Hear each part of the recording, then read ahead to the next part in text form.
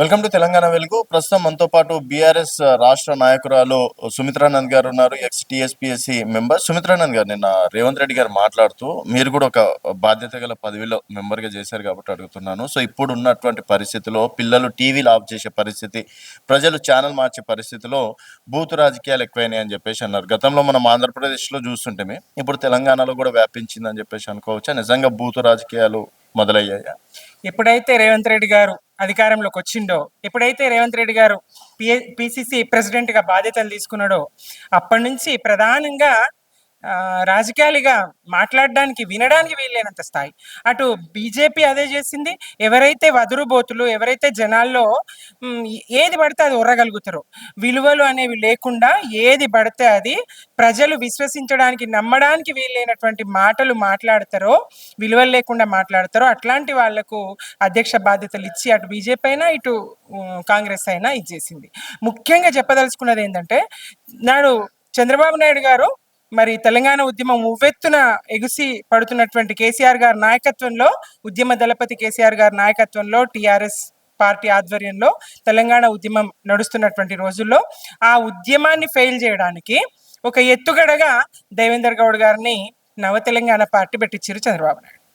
మరి అసెంబ్లీలో తెలంగాణ అని మాట్లాడని సందర్భంలో, తెలంగాణ అని మాట కూడా మాట్లాడని సందర్భంలో, తెలంగాణ అనే పదాన్ని నిషేధించిన సందర్భంలో దేవేందర్ గౌడ్ అదే సభలో ఉండి ఏ రకంగా వారించినప్పుడు ఆ దేవేందర్ గౌడ్ గారు ఈరోజు ఒక పుస్తకం రాసి అదే తెలంగాణ చరిత్ర అన్నట్టుగా రేవంత్ రెడ్డి గారు చెప్పడం, ఆ పుస్తకావిష్కరణ సభలో ఇదే మాటలు. ఇవాళ టీవీలు పెడితే వినలేనటువంటి భాష ఉన్నదని. ఏది ఎవరి భాష వినలేరు? గుడ్లు వికేష్ గోటీలాడుకుంటా, లాగుల తొండలు ఇడుస్తా, తొక్కుతా, పండబెట్టి చీర్తా ఈ భాష మాట్లాడింది ఎవరు? రాజకీయాల్లో అంతకు ముందు ఒక్కరంటే ఒక్కరు ఈ భాష మాట్లాడినరా? కేసీఆర్ గారు నేర్పించారని చెప్తారు, అది తప్పు. కేసీఆర్ గారు ఎప్పుడు మీరు తెలంగాణకు అన్యాయం జరుగుతున్నప్పుడు ఒక్క రూపాయి కూడా ఇవ్వను, ఏం చేసుకుంటారో చేసుకోపోండి అని అసెంబ్లీ సాక్షిగా సీఎం అయి ఉండి కిరణ్ కుమార్ రెడ్డి నాడు అన్నప్పుడు ఇంకా అసమర్థుల తెలంగాణ ప్రజాప్రతినిధులు పెదవులకు పెవికాలు పూసుకున్నారా, చవటలా, దద్దమ్మలా అని చెప్పేసి ప్రజాప్రతినిధులని అన్నారు. అంతే. మీ నిస్సహాయత, మీ అసహాయత పదవుల కోసం, మీ వ్యక్తిగతమైనటువంటి ప్రయోజనాల కోసం మీరు తలవంచుకున్న సందర్భంలో, మీరు పెదవులకు పెవికాలు అంటించుకున్న సందర్భంలో మీలో పౌరుషం తెప్పించడానికి ఆయన అన్నారు. కానీ ఇంకో సందర్భంలో, ఒక్క సందర్భంలో కూడా ఆయన నోటితోని అన్పార్లమెంటరీ పదము, పలకగూడని పదం రాలేదు. వచ్చింది గిచ్చింది అంటే రేవంత్ రెడ్డి గారి నోటితోనే. ఇవాళ అసెంబ్లీ నిజంగానే రేవంత్ రెడ్డి గారు ఏది చెప్పినో దాంతో నేను ఏకీభవిస్తున్నా. టీవీలు ప్రజలు ఆఫ్ చేసుకునే పరిస్థితి, పిల్లల్ని చూడనీయని పరిస్థితి వచ్చింది మీ వల్లనే, కేవలం మీ వల్లనే, రేవంత్ రెడ్డి గారి వల్లనే. మీ అండ చూసుకొని ఎగ్గిసి పడుతున్నటువంటి వారి వల్లనే. దానం ఎట్లా మాట్లాడిండ్రు, ఏం చేసిండ్రు, ఏం చర్య తీసుకున్నారు? అసెంబ్లీ సాక్షిగా దానం మాట్లాడినటువంటి భాష ఏంటి, మీరు మాట్లాడినటువంటి భాష ఏంటి, మీ ఎన్నుకున్నటువంటి వాళ్ళు మాట్లాడిన భాష ఏంటి? హరీష్ రావు గారిని పట్టుకొని ఈ చిన్నపిల్లగానికి ఏం సమాధానం చెప్తామంటారు? ఎవరైనా తెలంగాణ సమాజం అంగీకరిస్తుందా? హరీష్ రావు గారు ఉద్యమంలో ఎంత చురుకైన పాత్ర పోషించిండ్రు, ఎంత యాక్టివ్గా ఉన్నారు. మరి ఆయన ఎన్ని దశాబ్దాలుగా ఆయన ప్రజా జీవితంలో ఉన్నారు, అలాగే ప్రజా ప్రతినిధిగా ఉన్నారు. అసెంబ్లీలో అందరికంటే ఎక్కువ రికార్డు బ్రేక్ చేసి ఆయన ప్రసంగించిండ్రు. అటువంటి వ్యక్తిత్వం పట్టుకొని ఈ చిన్నపిల్లలు మాట్లాడితే నేనేం సమాధానం చెప్తా అంటారు? ఆడలేక మధ్యలో ఓడు అంటారు చూడండి, మధ్యలో బాగాలేదు, ముఖం బాగాలేక అద్దం ఎత్తేసి ఈ తీరనమాట. మేడం, ఇంకోటి నిన్న మాట్లాడుతూ కేసీఆర్ ని అంటే తరిమేయాలి తెలంగాణలో నుంచి అని చెప్పేసి అన్నారు. సో కేసీఆర్ అనవాళ్ళు లేకుండా చేస్తామని చెప్పేసి గతంలో అన్నారు, ఇప్పుడు ఇలాంటి మాటలు మాట్లాడడం ఇప్పుడు అదే ప్రయత్నం కదా. దేవేందర్ గౌడ్ని ముందర పెట్టుకొని చంద్రబాబు నాయుడు ఆడిస్తున్నటువంటి నాటకం. ఓటుకు నోటు దొంగ అని ఆయన అన్నారు. మరి ఉద్యమాన్ని పలచన చేయడానికి వచ్చినటువంటి దేవేందర్ గౌడ్ ఏమాత్రం సక్సెస్ అయ్యిండు? ప్రజల్ని ఎట్లా కదిలించగలిగిండు, ఎట్లా ఇది చేయగలిగిండు? ఏది చరిత్ర? తెలంగాణ ప్రజలు ఎట్లా మర్చిపోతారు? తెలంగాణ సాధనలో టిఆర్ఎస్ గా, కేసీఆర్ గారి నాయకత్వంలో ఎన్ని త్యాగాలు, పదవులను ఎట్లా గడ్డిపోసలుగా వదిలేసిండ్రు.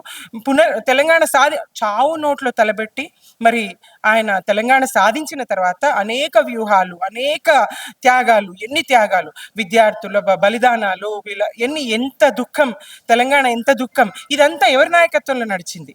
తెలంగాణ ఉద్యమం కేసీఆర్ గారి వల్ల నాయకత్వంలో నడిచింది. తెలంగాణ సాధన ఇవాళ తెలంగాణనే కాదు, భారతదేశం మొత్తం ఒప్పుకుంటుంది, ప్రపంచ దేశం ఇటు గమనించిన దేశం అందరూ ఒప్పుకుంటారు. తెలంగాణ కేవలం కేసీఆర్ గారి వల్లనే తెలంగాణ రాష్ట్రం సాధ్యమైంది. ఒకే ఒక్కడు తెలంగాణ సాధించింది. వెనుక మేము వేలు లక్షలు నడవచ్చు గాక, త్యాగాలు ఉండొచ్చు గాక, ఏదైనా జరగనియండి, తెలంగాణ సాధ్యమైందంటే అది కేసీఆర్ గారి వల్లనే. కార్యసాధకుడు తెలంగాణ ప్రదాత కేసీఆర్. ఇవాళ కేసీఆర్ తర్వాత, తెలంగాణ సాధన తర్వాత పునర్నిర్మాణం ఎంత వేగంగా తెలంగాణ అభివృద్ధి చెందింది.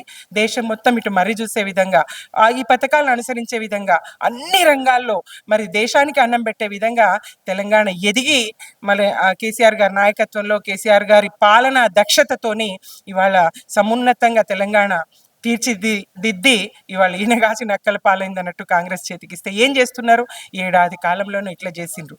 ఎట్లా ప్రజలు మర్చిపోతారు?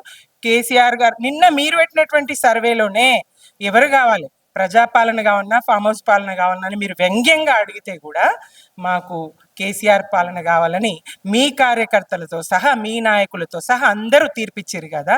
ఇది మీరు ఎట్లా, మీ వల్ల కాదు, మీ వల్లనే కాదు, మీలాంటి 1,00,000 మంది వచ్చినా, 1,00,000 మంది చంద్రబాబులు వచ్చినా కేసీఆర్ గారి పేరు చెరపడం కానీ, ప్రజల హృదయాల్లోంచి కేసీఆర్ గారిని చెరిపే, మీరు పేర్లు మార్చినంత ఈజీగా, టీఎస్ను టీజీ చేసినంత ఈజీగానో, అంత తేలికగానో కేసీఆర్ గారిని తెలంగాణ ప్రజలు మర్చిపోరు.